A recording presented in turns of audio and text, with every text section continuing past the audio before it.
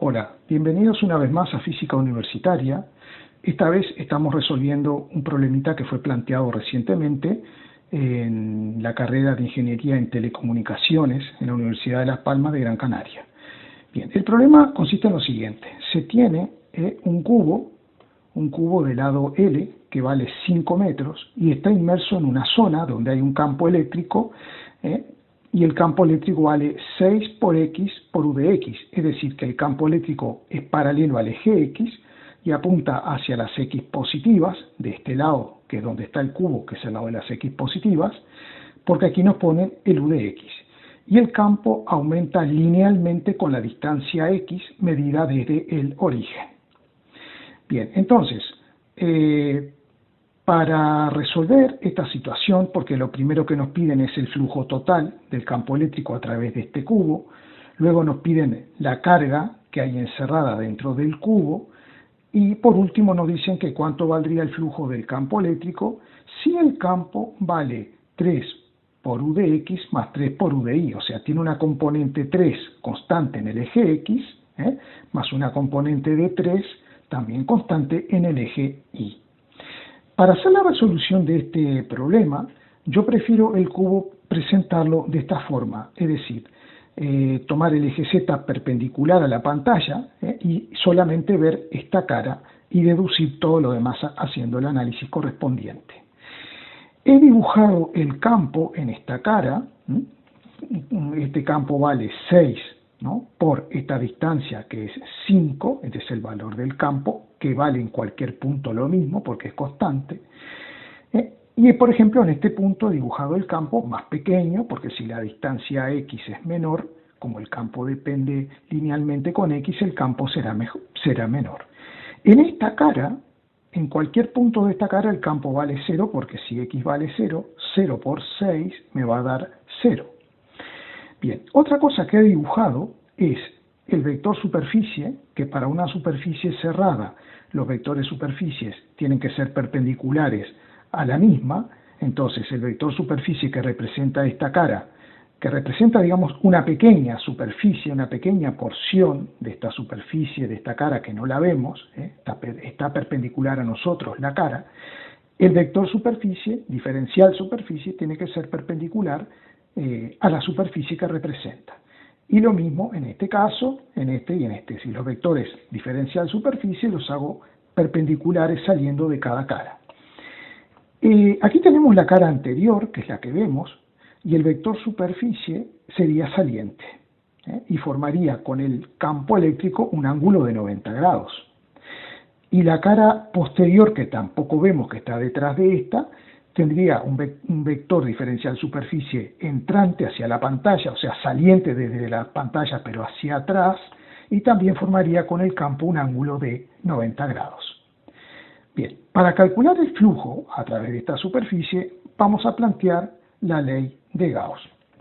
La ley de Gauss, ¿qué establece? La ley de Gauss establece que si quiero calcular el flujo del campo eléctrico, tengo que resolver la integral de superficie cerrada del producto escalar campo eléctrico por diferencial superficie, y también la ley de Gauss me dice que el flujo del campo eléctrico es igual a la carga neta encerrada dentro de una superficie gaussiana, ideal o real, partido entre epsilon sub 0, siendo epsilon sub 0 la constante de permitividad en el vacío. Bien, nosotros también podemos escribir esto de otra manera. La integral de superficie la podemos escribir así: integral de superficie cerrada de... Y el producto escalar nosotros sabemos que implica hacer lo siguiente: multiplicar el módulo del campo por el módulo del vector superficie por el coseno del ángulo que están formando esos dos vectores. Y por otro lado, para evaluar la integral de superficie a través de toda esta superficie cerrada, lo que puedo hacer es evaluar la integral en cada una de las caras y luego hacer la suma. De manera que el flujo de campo eléctrico, el flujo total de campo eléctrico, será igual a, para la cara 1, será la integral, vamos a ponerlo así, integral del campo por diferencial de superficie por coseno de alfa. Más, tengo que sumar la integral para la cara 2, que será exactamente lo mismo. El campo por diferencial de superficie por coseno del ángulo alfa. Y luego para la cara 3, que será el campo por el vector superficie. Tenemos que poner los módulos de estos vectores por coseno de alfa. Y luego tendría que hacer lo mismo para la cara 4, que no lo voy a poner, y también hacer la suma para la cara anterior. Habría que escribir exactamente esto mismo, yo por razones de espacio no lo estoy haciendo, y también para la cara posterior. ¿Qué es lo que pasa? Pasa lo siguiente, por ejemplo, esta integral, como el campo en esta cara me da 0, porque 0 por 6 es 0, esta integral me va a dar 0. O sea que la contribución al flujo de esta cara es 0. Luego, vamos a ver la cara 3. La cara 3 es esta de arriba, la que no vemos. El ángulo entre el vector diferencial de superficie y campo es 90 grados. O sea que el ángulo es 90 grados y el coseno de 90 grados es 0. O sea que esta integral me va a dar 0. En la cara 4 pasa exactamente lo mismo. O sea, esta integral me va a dar 0. Y en la cara anterior y posterior, como el vector campo eléctrico es perpendicular al vector diferencial de superficie, estas integrales también me van a estar dando 0. Así que solamente me va a quedar la integral a través de esta cara, donde el ángulo entre el campo y diferencial S es 0 grado y coseno de 0 grado es 1. Voy a borrar todo esto y me voy a quedar solamente con la integral que yo tengo que evaluar, que es a través de la cara 2. Entonces, esa integral será la integral del campo, pero notemos una cosa, que el campo, para cualquier punto de la cara 2, que es perpendicular a la pantalla, como la cara 2 es paralela al eje Y, o sea, perpendicular al eje X, todos los puntos de esta cara 2 están a la misma distancia, que es la distancia L. Por tanto, el campo tiene el mismo valor en cada punto de la cara y por lo tanto lo puedo sacar fuera de la integral y poner la integral de diferencial de superficie. Bien, el campo, como dice ahí arriba, es 6 por X. Y el vector diferencial de superficie, si yo integro el vector diferencial de superficie, significa que tengo que sumar todos los vectores diferencial de superficie para toda la superficie. Entonces esta integral me da S, que es la superficie de la cara, y la superficie de la cara de un cuadrado es lado por lado, lado al cuadrado. Por tanto, esto me quedará 6 por X, que es 5, por el lado al cuadrado, que es 5 al cuadrado. Esto me va a estar dando, vamos a hacer la cuenta, sería 6 por 5 serían 30 por 25,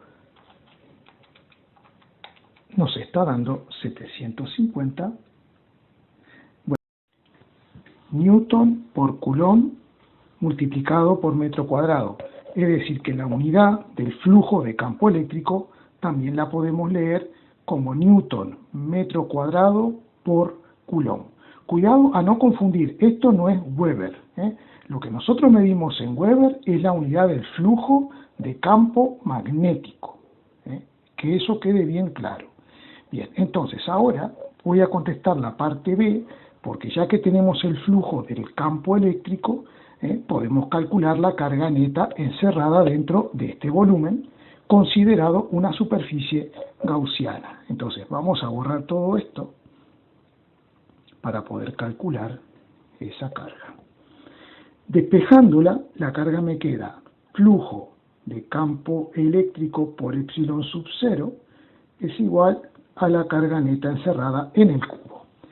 El flujo del campo eléctrico nos había dado 750 newton metro cuadrado por coulomb y epsilon sub 0 es la constante de permitividad en el vacío, que vale 8,85 por 10 a la menos 12 Coulomb al cuadrado sobre Newton metro al cuadrado. Por lo tanto, si hacemos la simplificación correspondiente, metro cuadrado se simplifica con metro cuadrado, Newton con Newton, y este Coulomb cuadrado se me va con este Coulomb, y la carga naturalmente me va a quedar en Coulomb. La carga me va a quedar en Coulomb. Vamos a hacer la cuentita, que sería 750 por 8,85 por 10 a la menos 12, y esto nos da 6,63 por 10 a la menos 9 Coulomb, o lo que es lo mismo, 6,63 nano Coulomb. 10 a la menos 9 es nano Coulomb. Bien, vamos a hacer ahora la parte C. En esta parte del problema, me dicen que el campo tiene una componente que vale 3 en u de x, o sea, esta componente está en el eje x, y en el eje y tenemos esta componente que también vale 3. Entonces, el campo eléctrico en cada punto será la resultante de la suma de estas dos componentes, y por lo tanto el campo eléctrico nosotros lo podemos calcular su módulo por Pitágoras, haciendo raíz cuadrada de 3 al cuadrado más 3 al cuadrado. Entonces me queda raíz cuadrada de 2 por 3 al cuadrado, y finalmente, separando en dos raíces, me queda raíz de 2 por raíz de 3 al cuadrado, me da 3 por raíz de 2. Ese sería el valor del campo eléctrico en cualquier punto, ya que ahora sí no depende de x, así que tanto en cualquier punto de esta cara como de esta otra, en cualquier cara, el campo valdría eso. Entonces, si yo quiero calcular el flujo total, si lo pensamos un poquito, nos damos cuenta que tenemos un cubo atravesado por líneas de campo que son paralelas y el campo vale lo mismo en cualquier punto de esas líneas. Por lo tanto, toda línea que entra al cubo sale del cubo, y por lo tanto el flujo neto tendrá que darnos naturalmente que 0. Entonces, ¿qué es lo que vamos a hacer nosotros? Para calcular el flujo total, utilizando la ley de Gauss,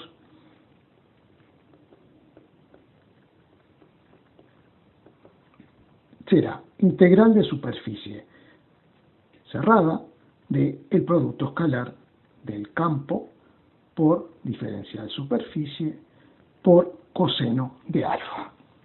Entonces, eso tendremos que hacerlo para cada una de las caras. Por ejemplo, para esta cara, que está perpendicular a la pantalla, si no vemos la cara 1, no la vemos, el campo eléctrico forma con el vector diferencial superficie un ángulo de 45. ¿Por qué? Porque este lado vale 3 y este lado vale 3, entonces la tangente de este ángulo sería cateto opuesto sobre adyacente y me daría 1, y aquellos ángulos cuya tangente valen 1 son ángulos de 45 grados.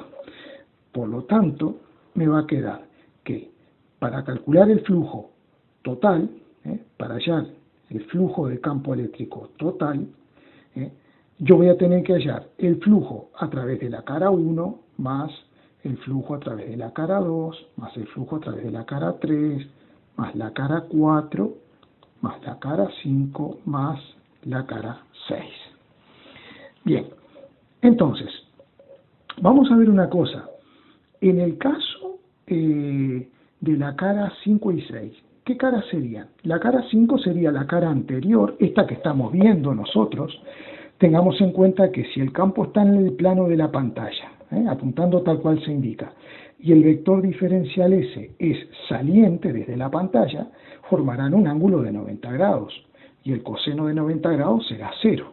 Por lo tanto, esta integral me dará 0, el flujo a través de esta cara que estamos viendo será 0, y el flujo a través de la cara posterior, que tampoco vemos, que es paralela a esta cara, tendrá también la misma condición.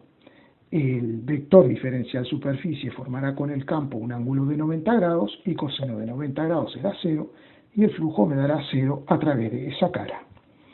Bien, por lo tanto, ahora tengo que evaluar el flujo a través de estas caras.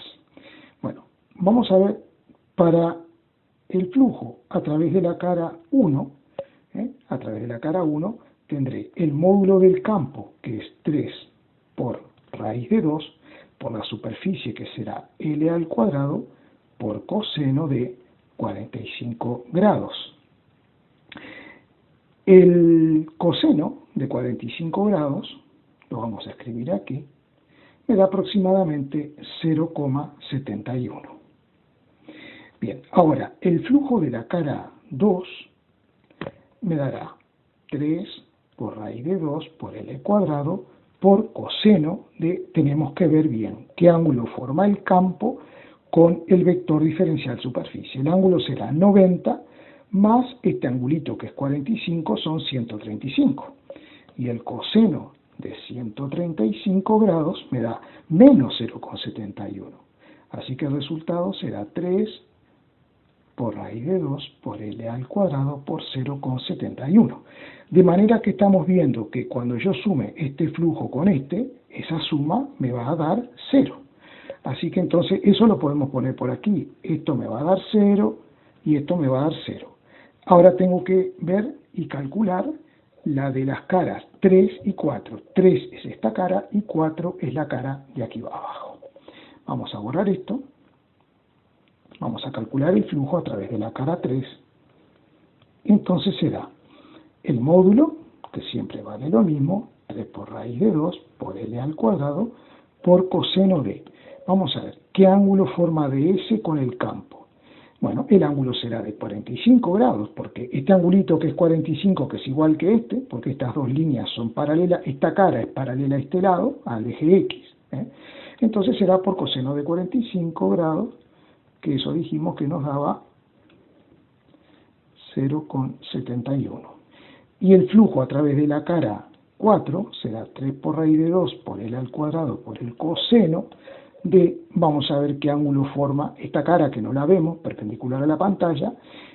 El ángulo sería 90, que sería este angulito 90 más este, que evidentemente es 45 grados, sería coseno de 135 grados, que me da menos 0,71, así que me está dando menos 3 por raíz de 2 por L cuadrado por 0,71, de manera que cuando yo sume 3 y 4, evidentemente el flujo me va a dar 0. Así que, en definitiva, como la suma de el flujo a través de todas las caras, sumados algebraicamente, porque el flujo es una cantidad escalar, la suma me da 0, entonces el flujo total será 0. Así que en este caso, nosotros podemos decir que el flujo total en este caso será 0. Bien, ahora, por ejemplo, si nosotros vemos lo siguiente, el flujo total es 0, ¿no? Pero como también tenemos que es igual a la carga neta encerrada sobre epsilon sub 0, tenemos que concluir que dentro de este cubo no hay ninguna carga neta encerrada. La carga neta encerrada es 0. Pero eso no significa que no haya ninguna carga dentro del cubo. Que la carga neta encerrada sea 0 significa o que no hay ninguna carga o que la suma algebraica de las cargas me dé 0. Por ejemplo, si tengo más 2 coulomb dentro y menos 2 coulomb dentro, la suma también me va a estar dando 0. Bueno, espero que se haya entendido el problema y cualquier duda, ya saben, pueden consultar. No olviden suscribirse, darle me gusta, esto es bastante reiterativo, pero yo veo que hay vídeos que tienen muchas visualizaciones, hasta miles incluso tiene algunos, y hay muy pocos suscriptores. Es decir, no tenemos que ser egoístas, ¿no? Tenemos que hacer que el canal crezca y pueda llegar a la mayor cantidad posible de compañeros. Bueno, muchas gracias.